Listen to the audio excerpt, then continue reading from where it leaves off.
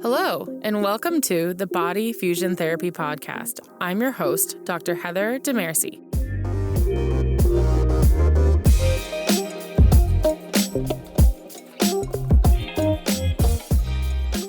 The last few episodes, I've talked about flat feet and about running. So let's talk about shoes in this episode.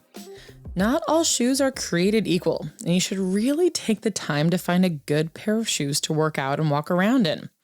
It's more complicated than you think, but hopefully this episode will help you to unlock some of the mystery of how to find a good shoe. So what I'm covering today is the 3 tests to do on individual shoes, my thoughts on barefoot running, orthotics, and then finally my trick for lacing up your shoes. So when picking out shoes, I'm never to say one shoe is better than another. I don't really feel like there's one particular brand that I really like. I think it's really about the shoe design that works for the person and making sure that those 2 particular shoes that you buy are the good ones. So, because I think some people really like Brooks or they like Asics or they like New Balance, whatever shoe brand they like, I'm not really against it as long as they have a shoe that they seem to like how it's designed, they like how it feels. And also too, it just depends on how their foot is formed because not all shoes allow for like a big wide toe box. Sometimes they're more narrow. So I'm never one to say one is better than the other in terms of brands or styles, but there are 3 tests that I do to test out my shoes to see if the shoes that I'm buying are good ones. So now these shoes are to be tested individually.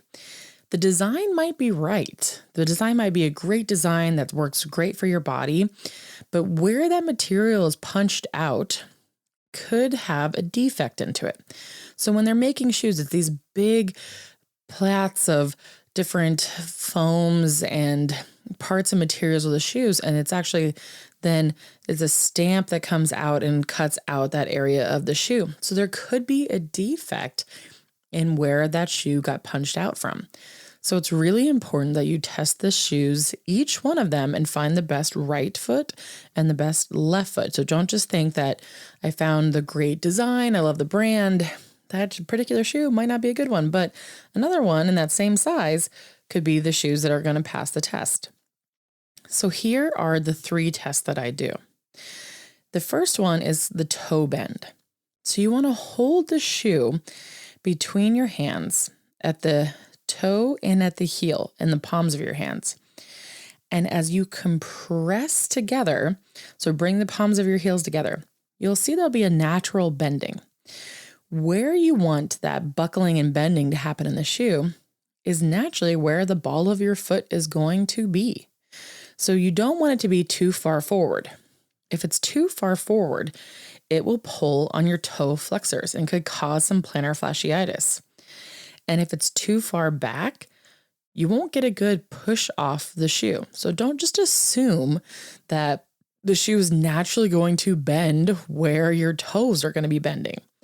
No, it's part of the material and how it's created in terms of the stiffness of where it's going to be. So when you compress from the front and the back, you want to see where it bends or where it buckles would be naturally where your toes or like the ball of your foot is going to be. So that's the first test, the toe bend test. Now you're going to do the twist test. So you're going to turn the shoe vertically with the top of the shoe facing towards you. You're going to hold at the 2 ends. You got to hold them hard. And you're going to twist the shoe in one direction. So almost like you're trying to wring out the shoe. And when you do that, you want to see the line that it creates through the shoe, kind of the angle at which it does. And then you're going to relax it and twist it the other way. Now, what you're looking for here is that the angle is pretty much the same that it's created. That line increase through the shoe as you try to twist it from toe to heel is the same when you twist it clockwise and counterclockwise. If it's off, it's just going to be at a different place of how your foot is bending from, because naturally you have all different sort of motions that are happening through the foot. So you want it to be equal on both sides because your foot naturally is to be equal on both sides. So it's not as important as to what is the angle as it is that the angle is equal. So you don't want to have one angle that's more perpendicular to the shoe, or then twisting it the other direction, it's really more vertical and parallel to the shoe. You want to have it pretty equal through there. Now, the last test is probably the most important test. It's the rocking test. So what you want to do is you want to place the shoe on the ground facing to you, for the toes facing to you. Make sure the laces are tucked in on this one though, and they're not on the ground, because it can easily kind of bob over the laces and it will give you a little misconstrued to the test. And what you want to do is, with one finger, you want to tap the toe down and then release. What you want to see is that the shoe rocks back and forth and there's no sideways movement. The sideways movement shows that that shoe is not stable, and it could really lead to rolling of your ankle and spraining it. This is the hardest test of all shoes to pass. I must say that usually they have a decent toe bend. Usually the twist isn't so bad, but this rocking test is where you will spend forever to try to find the right shoe. But it's worth it to try to find the time. And it's one of those things that when you see a good shoe, when you see the back and forth motion that it should be, where should it be rocking from toe to heel, and not going from side to side, it is apparent which one is the more dysfunctional shoe. So this is the one that most shoes will fail, but it's also the most important one, because if it can't land right, the amount of repetitions that you're going to be doing running or walking, if it doesn't even have that stability with just the lightest little tap on the toe, it's not going to have that stability when you're in it. And it definitely can lead to issues with the foot. So I'll have patients that come in that have different tendinitis in their ankle or in their lower leg. They'll have shin splints. And when I test out their shoes, I'll have them bringing their running shoes. It's usually the one that's not passing this rocking test is the side that they have pain on, because they're trying to figure out, why do I have pain on one side and not the other side? And I can't find a huge dysfunction issue with their foot. Then it's probably their shoes and how their shoes are making the foot work in different ways, because it's not a stable surface. So if you're going to remember either any of these tests, please remember the rocking test. So how are you going to find the right shoe? Well, what I suggest is go to a shoe store. And when you find a shoe that you like by the design and kind of the look of it, have the staff grab all the ones in your size that they have in stock. It might be annoying, but if they want to make the sale, they'll do this for you. And what you want to do is you want to take all of the shoes through these tests, through the toe bend, the twist, and the rocking. And when you find the perfect right shoe and the perfect left shoe, you put them together and you buy them.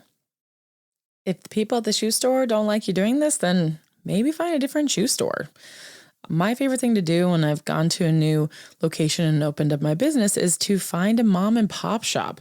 And I go and educate them on what I'm looking in running shoes. And then if they're open to it and they're okay with my patients coming and testing the shoes and doing this, then I send them all my business. I send them my patients because I know they're going to be well taken care of.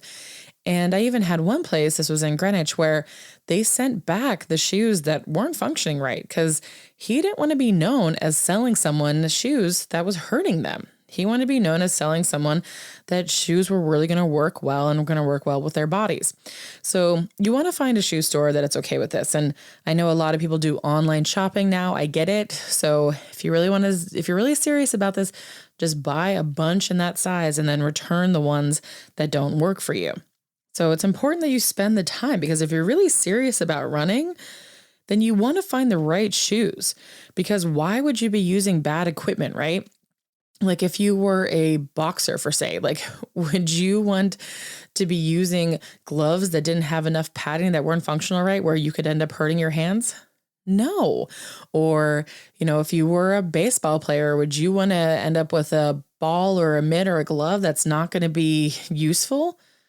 No, you want to have the best equipment. So I don't understand why runners don't think about that when it comes to their feet. So please, if you're going to get serious about running or even, really walking and hiking, take this seriously of how to pick out the right shoes.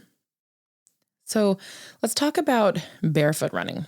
This was a craze for a while there, and it does make sense if you have proper alignment of your foot. Now, I talked about the flat feet a couple episodes ago and kind of what alignment you have there. So if you're someone that has a lot of flat feet, or you think you have quote unquote flat feet, because we should all know by now that you probably don't truly have flat feet, but you actually have too high of arches, barefoot running might not be for you. But there's some people that I've worked with that really wanted to get to it, and they worked with their feet to get them in a position where it is possible. So if you like to do it, which it is, makes it more functional, right? Because you want to have your foot to be able to expand and retract normally. You don't want to always be held in through the confines of a shoe. Barefoot running could be more effective, right? Because many different people, different cultures are shoeless, and they have amazing runners sometimes because they're using more functionally their foot than necessarily relying on equipment. But you have to work up to it because we're in a society where shoes are worn at a very young age. Too young, if you ask me. I think it's better to spend more time barefoot, especially when kids are younger and learning how to walk. But we're used to our foot being held in this like alignment and held in a certain way. And if you look at all the shoes, the heels are actually pretty high. The heels part is higher than the toe part. So we're in this kind of constant state of a calf shortening. So your calf and your Achilles is in a shortened state because of this heel height with our shoes. So most running shoes have a really high heel on the back, and even some of them, the foam is way far back behind the shoe themselves, almost making the shoe longer, which is going to be changing how people are running as well and how they land because of this abnormal foam that's put there that's just changed how our foot works properly. So our calves are usually really shortened, and they're not used to being stretched so far, especially if you're a runner that's more into a heel strike gait. Now, hopefully you listened to the running episode from before and learned that a heel strike's not very good because you're stopping your forward momentum with that. But if you are a heel strike and you're trying to get into run, just don't go to barefoot running right away because it's going to be too hard on your calf. And you're going to get Achilles tendonitis or even tear your Achilles. But even if you're not a heel striker, eventually your heel does touch the ground when you're running, right? You're not always just running constantly on your toes. Your heel is going to touch the ground at some point. So even with this running of where you're landing on your toes, your body is still accustomed to having some height in through your heel. And so you're still in this state of shortened contraction of the calf muscle. So all of a sudden going to barefoot running can be more difficult because now your heel is having to lengthen a lot more and your calf muscles are going to get put tension on, even if you're a more efficient runner. So if you want to go to barefoot running, which I think is great, if you can get your foot in a more efficient alignment, if you can lengthen your calf, it is a great way to run, but you really need to work towards it. Going straight to barefoot running is not going to be efficient. You're going to end up with injuries. And that's what happened to a lot of people when this craze came out. They were coming in with calf injuries, Achilles tears, all that sort of stuff, and just aching through their feet because the other feet weren't used to it. So it's something to work up to.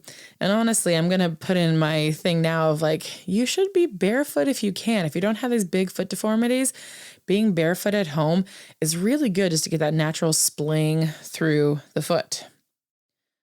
All right, let's talk about orthotics now. So orthotics can be really helpful. So especially if you're someone that still has that too high of an arch, but you've kind of compensated by collapsing in through. So you have a feeling of flat feet. I'm putting air quotes. You can't see it, but I'm putting air quotes when I say flat feet. I like over-the-counter orthotics better than I like custom orthotics. And I got into this when I talked about flat feet, but I'm going to talk about it a little bit more here. So I really like the brand Super Feet as inserts to put into your shoes. They have a great system. You can kind of explain how your foot is and what sort of activities you want to use your shoes with, and it will help you pick out what orthotics would be better for you, the over-the-counter orthotics. If you're going to do the custom orthotics, you really want it to be a little less correction than a full correction, because full correction is going to be really hard on your other joints. They're not used to it. Your body's used to being in this kind of abnormal position. So if you correct it to be perfect, it's going to hurt everything else unless you can get that treatment out. So I would prefer you get as much treatment as you can through your foot and ankle and then get fitted for custom orthotics if you need to. But if you're going to go straight for custom orthotics, really make sure that's a little bit of a not enough correction so that the rest of your body can tolerate it well. And if you're going to be using them for sport, try to see if the manufacturer of your orthotics has a sport version. The sport versions on the top of it usually have a foamy aspect to it. It's not as hard. So some orthotics that are made for like dress shoes or kind of everyday shoes, it's going to be this like leather, or sometimes like a fake leather top to it. And it's just it's a little too hard. But if you can get one that's more sports related, it actually has a little bit of foam and a little bit of give on there, which is going to be good, especially as you do things like running, or say you're working out in the gym and you're doing more like plyometrics. You want to have a little bit of give so it's not so intense on through your feet. So if you're going to get the custom orthotics, try to get a sport one that has a cushion top material and work your way up to wearing them full time. You don't want to just throw them in, and this means for custom or over the counter. You don't want to just throw them in and use them at all times. You really want to just kind of work your way into it, get your body accustomed to it. Sometimes it's too much of a shock to put in orthotics right away and go full bore. So kind of work it into only doing it for part of your workout possibly, or just doing it at first for your shorter runs and working your way up to using it full time. That goes for, like I said, either custom orthotics or over-the-counter orthotics. Finally, let's talk about my shoelace trick. So if you still need some support in through your arches, you can do this trick of how to lace up your shoes. Now, this is great just to give that little bit of lift, and it's nice too because it helps your muscles start to function a little better in your foot and kind of hold you there, but give you a little bit of support while your feet are getting stronger. So instead of having the crisscross all the way up, before you get to the last holes that you would lace your shoes up with, instead of crossing them, go actually one loop up and just put them straight in. So you're going to be creating like two huge loops on the outside of your shoe rather than crossing them through. And then what you're going to do is you're going to take one side and of the end of the lace and loop it through the hole on the other side, and then take that other one and loop it through. So it's kind of creating this crossover effect for that final lace up, but going through the loops. So when you're then lacing up your shoes, put your foot in, lace it up to almost near that top area where you have this other loop that you kind of did. Rather than crisscrossing, you went up one. And what you're going to do is with the hand holding the inside lace, so the inside of your foot, you're going to really pull upwards and over towards the outside. So you're going to pull up and out, and that's going to kind of pull the tension up through the foot. And then that's going to give you a little bit of slack with the outside lace. So then you just kind of lift up a little bit just to kind of take up the slack. And then again, with that inside shoelace hand, you're going to lift up and over towards the outside. Just think about lifting that arch up. And then again, just pull up the slack with the outside hand. So you're really it's like you're cranking up the arch of your foot and pick up the slack. Crank up the arch, pick up the slack. Usually you only have to do it 2 times and then you tie it. Sometimes you might have to do it 3 times and you'll feel a little bit of a lift through the insole of your foot. This will help just give you a little bit more support when you're running too. So if you can still do this and use the over-the-counter orthotics, that's fine. Or if you feel like you don't need so much of the over-the-counter orthotics, you can do this fun little lacing trick just to give you a little bit more support. And then when you're running, if it starts to loosen up a little bit, you can just stop and re-pull in tension through the feet. So quick, short little episode about shoes, but I hope you understand that it's more than just finding the brand or the style that you want, but it's really the individual shoe. And if you want to get the most out of it, you have to take the time to test the shoes. But trust me, it is worth it. And my patients will tell you that it's definitely worth it because your feet are just going to feel so much better.